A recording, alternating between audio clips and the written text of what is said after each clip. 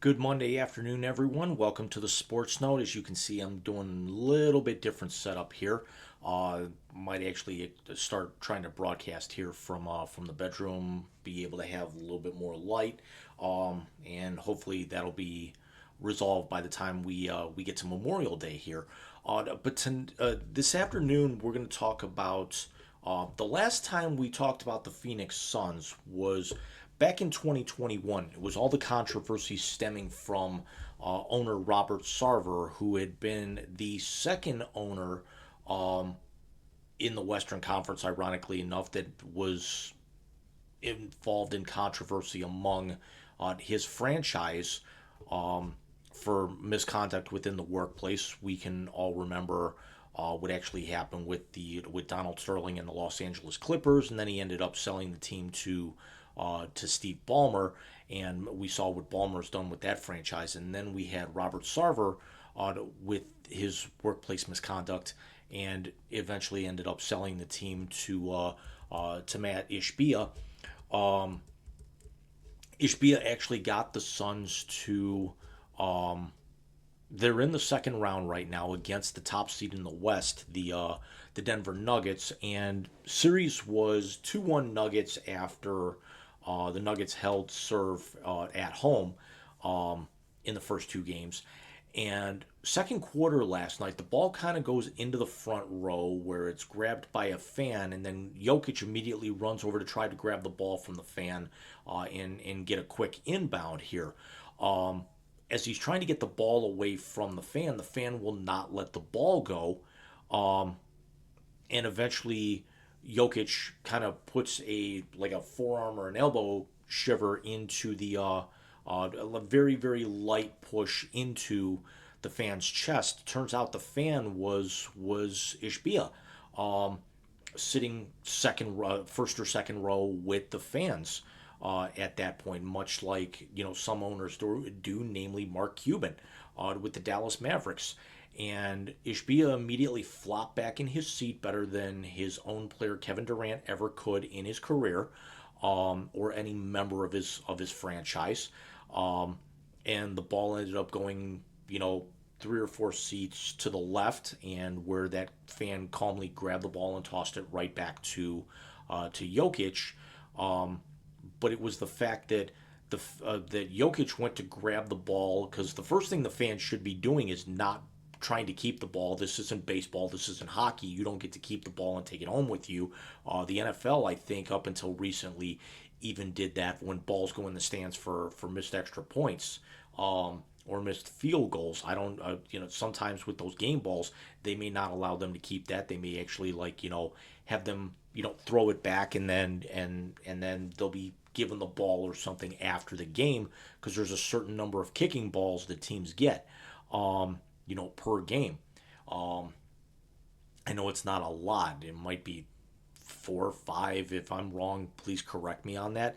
But especially with the NBA, they may only have not even a full rack of balls, because it's not like they can actually grab one of the balls and shoot around and just grab that. It's um, if a ball deflates or something of that nature, I imagine they would have a couple in reserve, but not shoot around balls.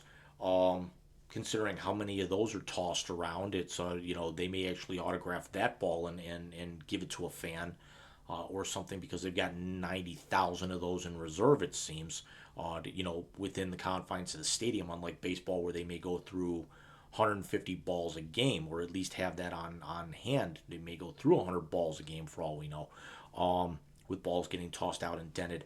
But uh, Ishbia should have immediately thrown the ball back to the first coach, player, or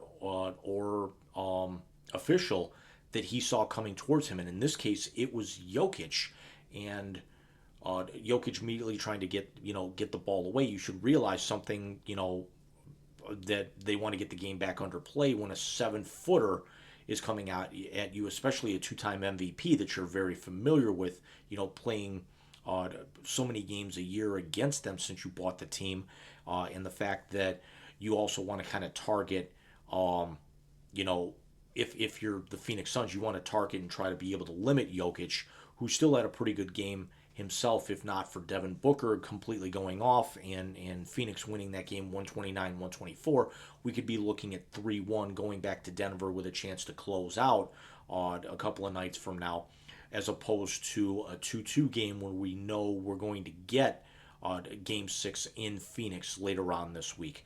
But the aspect that Ishbia totally flopped, tried to sell it. Jokic ended up getting a technical out of the aspect, and then Ishbia takes to Twitter to say that he doesn't feel it should be right if Jokic is fined or even suspended. We remember what happened with Draymond Green in the last series against the Kings, where he was actually suspended. But the difference is Draymond Green hit another player and then incited the crowd afterwards, which got him tossed and suspended and fined. What Jokic did is that responding instinctively, because the NBA is about the only game out there where the fans have direct interaction with no barrier whatsoever with the players. There's maybe a row or two of seats behind each bench, where the players sit, and that might be about it. But if you're talking courtside, there's a gap sometimes at the scorers table. The entire opposite side of the court is, you've seen instances where fans will spill food or drinks directly on the court. They'll put their feet up on there, especially if it's an elevated court. The fans are right on top of the action underneath the basket. Once you get past the baseline, there's maybe about 5 feet worth of space.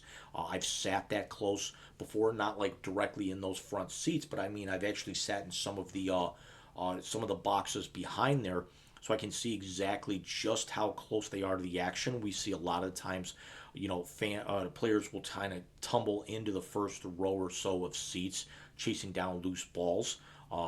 We've seen comedically over the years where players would get out of the way if somebody the size of like a Zion Williamson or Shaq or whoever would be barreling down their way, and those fans are basically either going to sit there and take it to get themselves on TV in a comedic way, because they may not be paying attention, or just scamper for their lives.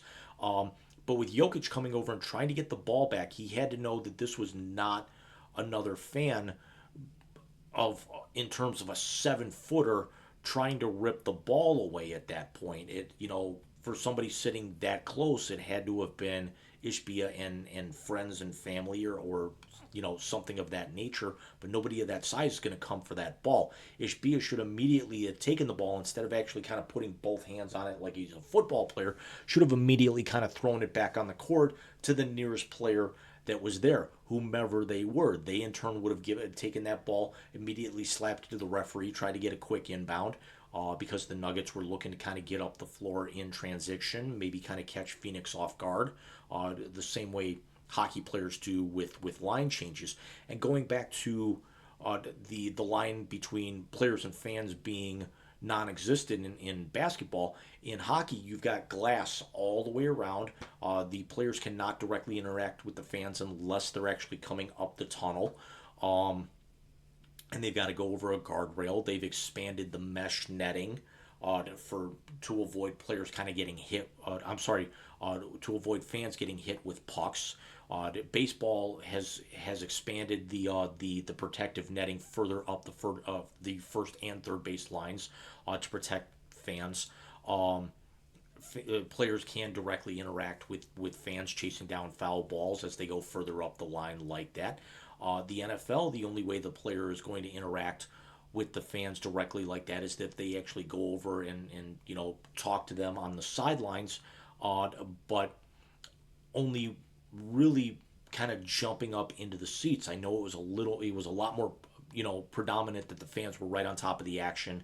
Back in the 1980s and 90s in the older stadiums, we remember here in Cleveland that the dog pound literally used to be like right on the field at that point, and there was a very, very small hill, maybe about a 3 or 4 foot hill, and then the players are essentially going from the back of the end zone straight up into the fans. Now they actually have to jump, like a 7 or 8 foot wall to do their a la Lambeau leap or however you want. But all NFL stadiums usually have something like that to be able to get the fans to an elevated position away from the players. Again, the NBA doesn't do that.